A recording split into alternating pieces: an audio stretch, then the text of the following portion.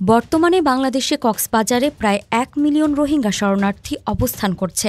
এদের মধ্যে ৩৩টি ঘনবসতি ছাড়াও প্রায় ৩৫,০০০ জনকে ভাষান্তরে স্থানান্তর করা হয়েছে। প্রায় ১০ লাখ রোহিঙ্গার জন্য খাদ্য, চিকিৎসা, শিক্ষা ও আশ্রয় নিশ্চিত করতে সরকার ও আন্তর্জাতিক সংস্থাকে বিপুল পরিমাণ অর্থ ব্যয় করতে হচ্ছে। তবে অর্থায়ন সংকটের ফলে জল, খাবার, শিক্ষাসহ মৌলিক সেবা চালু রাখা কঠিন হয়ে উঠেছে।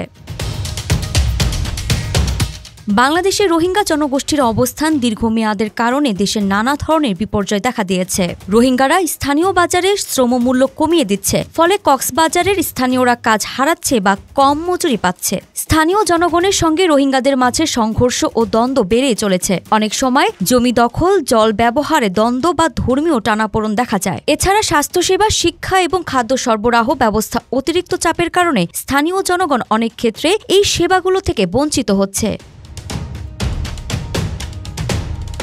বড় আকারে জনবসতির ফলে মাটি ক্ষয়, জলাভূমি ধ্বংস এবং স্থানীয় প্রাকৃতিক সম্পদ নষ্ট ছাড়াও বর্ষাকালে এলাকা মারাত্মক ঝুঁকির মুখে পড়ছে। দেশে অস্ত্র, ইয়াবা ও মানব পাচারে রোহিঙ্গাদের ভূমিকা লক্ষ্য করা যাচ্ছে, যার কারণে সীমান্তবর্তী এলাকায় মাদক চোরাচালান বেড়েছে।